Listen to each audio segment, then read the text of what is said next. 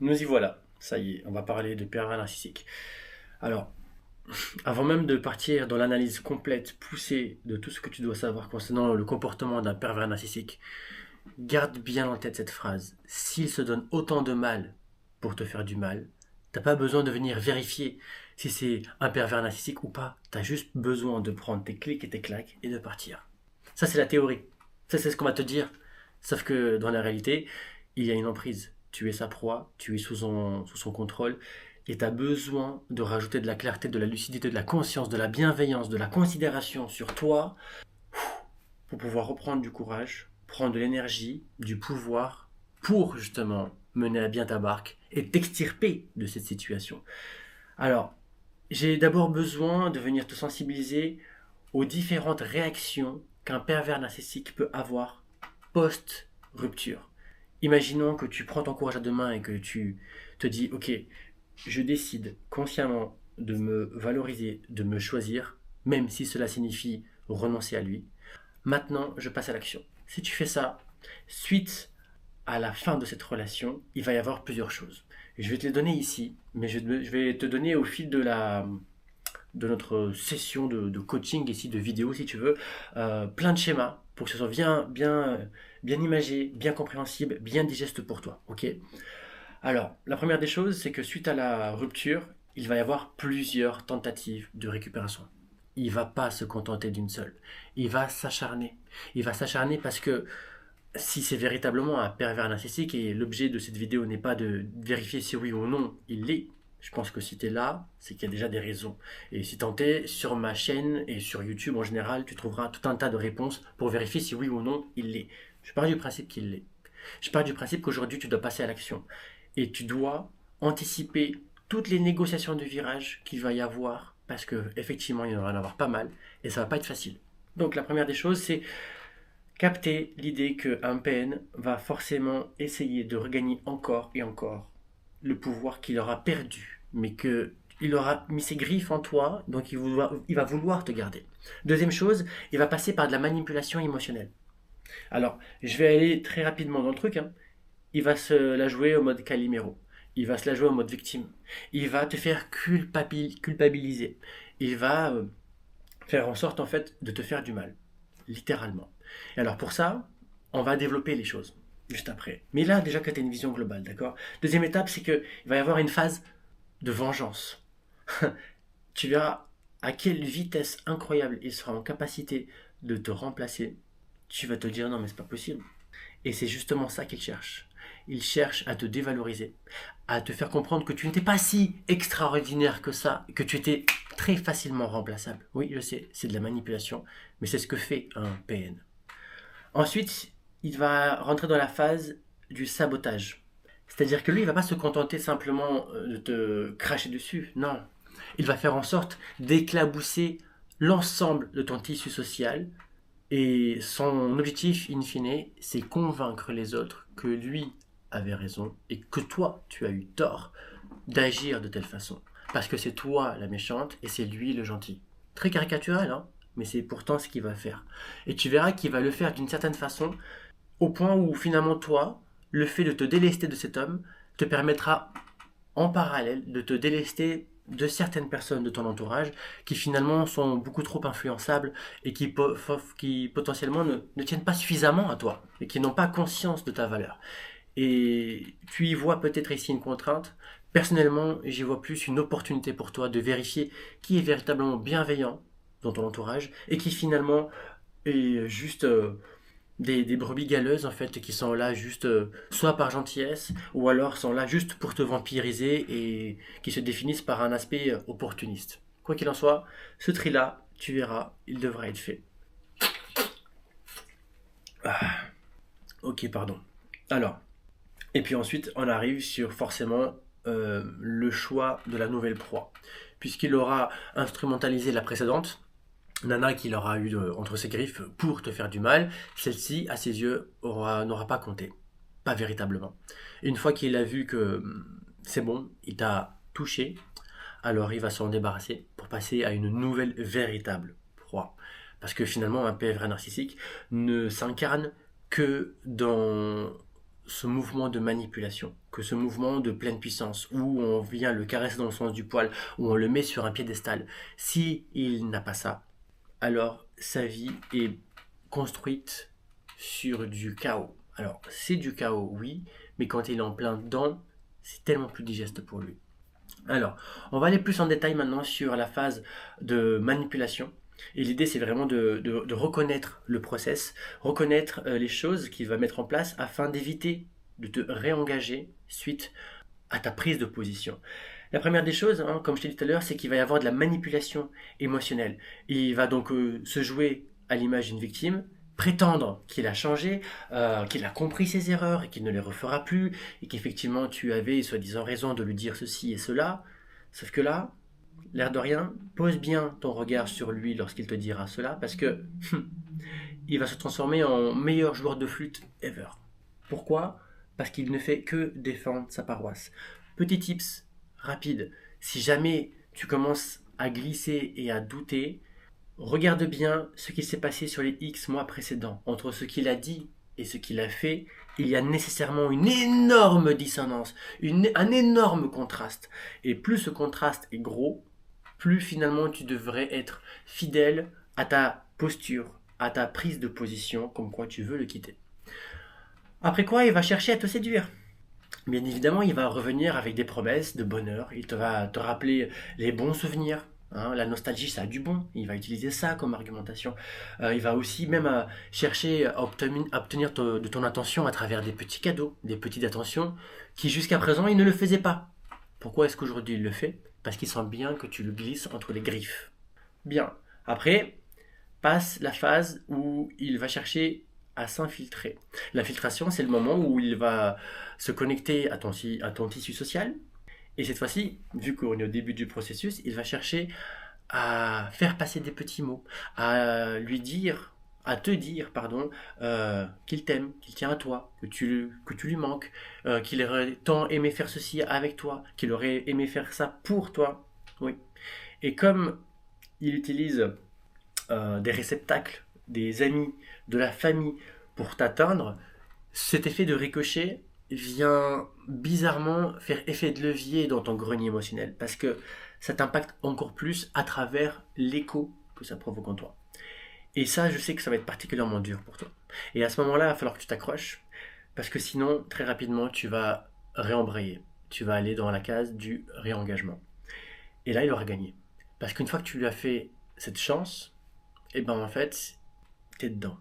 T'es dedans, peut-être bien que tu l'as déjà quitté, peut-être bien que tu l'as déjà réengagé, réengagé, tu t'es déjà remis avec lui, et même peut-être plusieurs fois, effectivement. Et plus tu le fais, plus les fois suivantes quand tu lui dis que tu vas le quitter, ça ne fait plus sens. Bien évidemment, parce que tu perds quelque part en crédibilité. Et alors ça, c'est pas, il faut pas que tu sois défaitiste vis-à-vis de ça. C'est tout à fait normal, c'est tout à fait compréhensible. Énormément de femmes passent par là et c'est ok. Maintenant, ce que tu dois comprendre, c'est que si jusqu'à présent tu n'as pas réussi à t'extirper de ces griffes en étant seul, peut-être bien qu'il est temps pour toi de te faire épauler. Il est temps pour toi de te faire aider. Et alors pour ça, c'est pas bien compliqué. Moi, ce que je te propose, hein, il faut que tu puisses converser avec quelqu'un avec qui tu as une fibre, avec qui tu te sens à l'aise. Et alors, moi, c'est mon travail. Ok. Donc, si jamais ça te botte, sache que juste en dessous de cette vidéo, tiens, tu as un petit lien. Ça va te rediriger directement vers mon WhatsApp. Et en fait, on pourra converser directement dessus. Je pourrai te sonder, te poser des questions, me connecter à toi, vérifier où est-ce que tu en es par rapport à cette problématique, mais également par rapport à ton estime personnelle, par rapport à ton hygiène émotionnelle et tout un tas d'autres choses très importantes.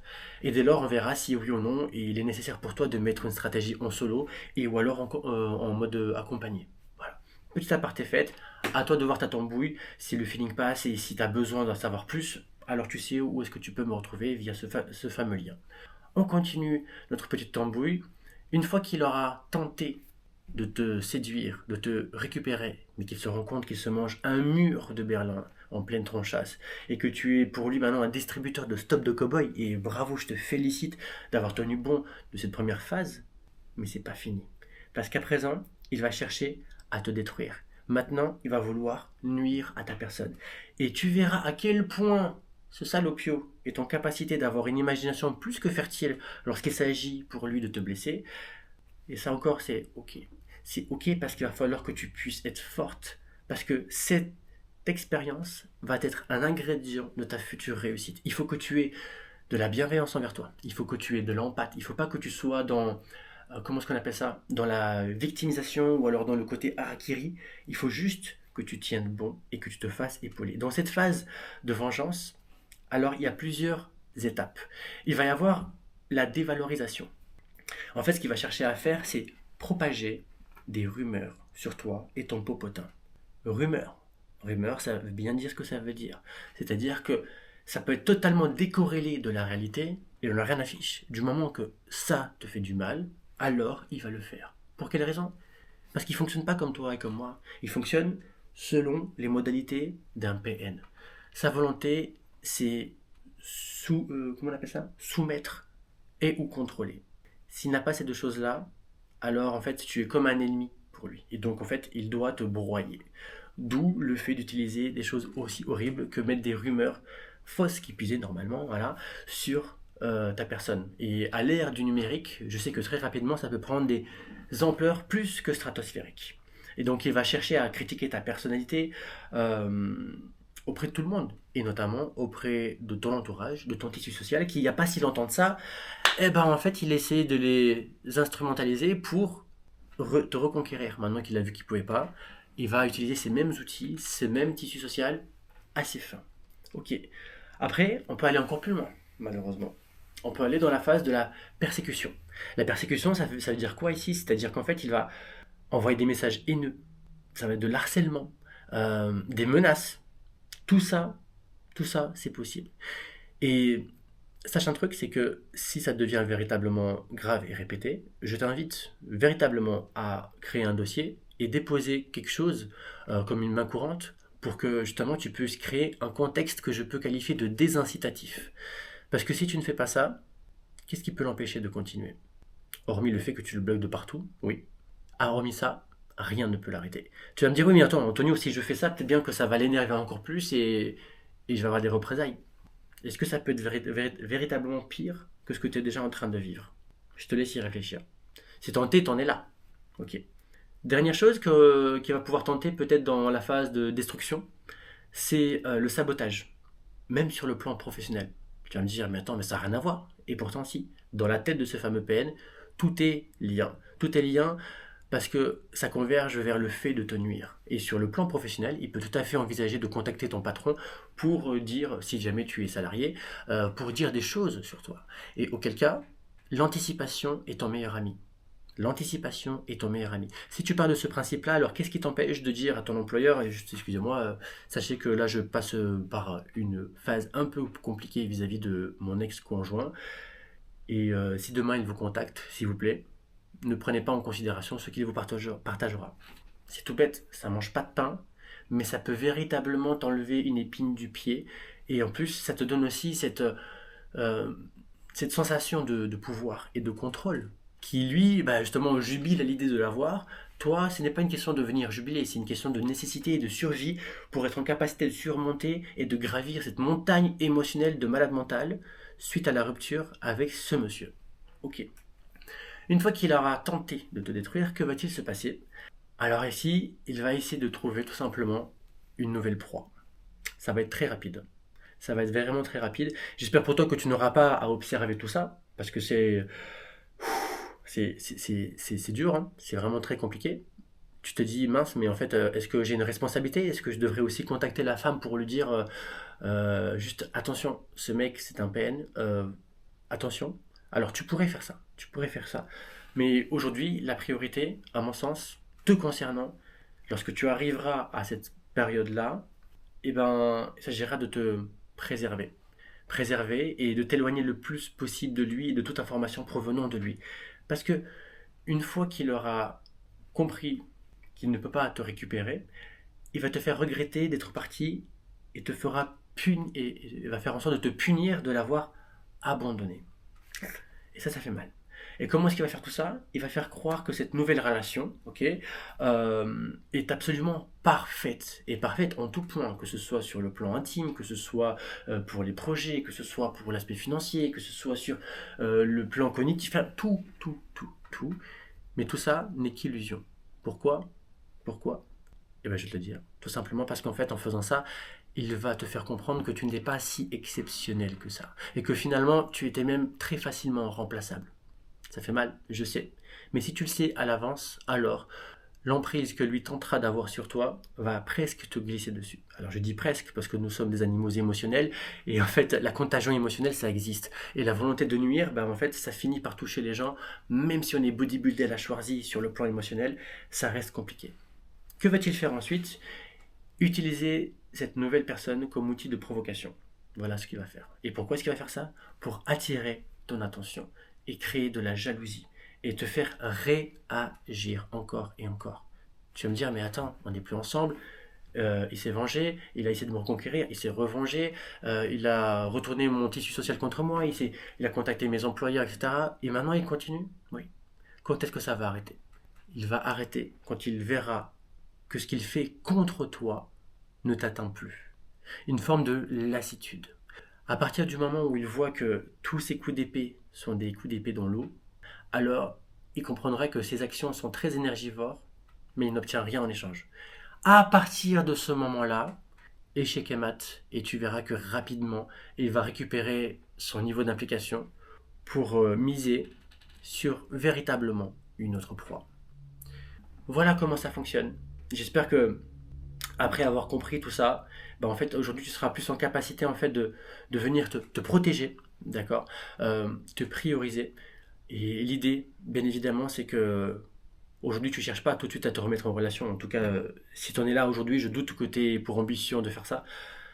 Il t'attend une période de cicatrisation qui sera longue, proportionnellement longue à la durée et à l'intensité de ce que tu viens de vivre. Voilà.